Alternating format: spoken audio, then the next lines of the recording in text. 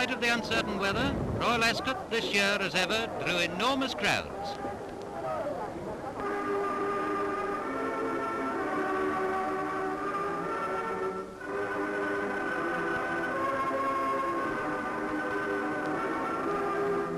Just as the royal procession, stately in its pageantry, with scarlet-clad outriders and magnificent horses, arrives on the loveliest of all courses, the sun breaks through the clouds to welcome their Majesty the King and Queen.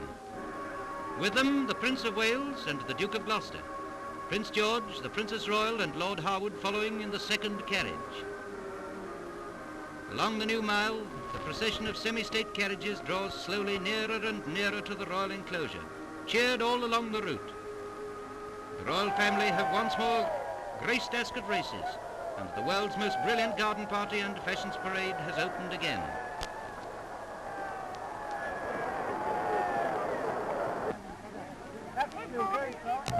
The royal box is today a mess of light blue hydrangeas.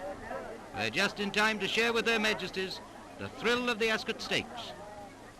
A field of 20 lined up for the race. They're off. Lament, Meldrum and Hands Off leading. Meldrum's gone into first place.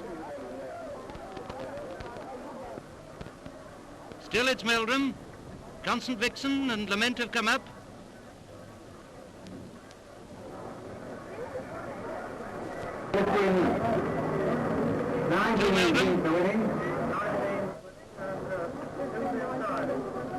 Meldrum's making the pace, leading Constant Vixen, Hands Off, Lament, No Earthly. Hands Off and Penny Liner trying hard. Hands Off's going to win. Come on, Richardson. He's done it. Hands Off, Penny Liner, Meldrum third. The dresses were as beautiful as the women they adored, though the clouds of the early morning had inclined to make some of the ladies change their minds and wear more sensible, an unhappy term, attire. It's useless for me, a mere man, to describe these visions of loveliness. For instance, Mrs. Donald Shooter wore this dream creation, blatantly described to my mind by a fashion expert as a gown trimmed with ruchings of fine pleated net. The hats were, if anything, larger and, forgive my term, flatter in the crown.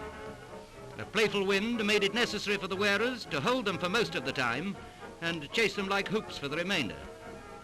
Still, Ascot is Ascot, and even on a grey day, the brilliance of the scene makes this meeting a thing unknown anywhere else in the world.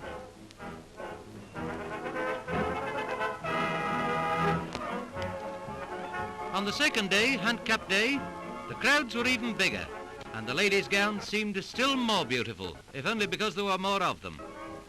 I've seen so many perfectly dressed ladies and gentlemen here that I'd just love to meet someone wearing a bowler. Though there was still a strong breeze, the weather was kinder, for with the exception of a sharp shower at lunchtime, it was fine and sunny. In spite of this, many of the ladies carried wraps and coats. For the big race, there was a large field, 29 starters. They're off.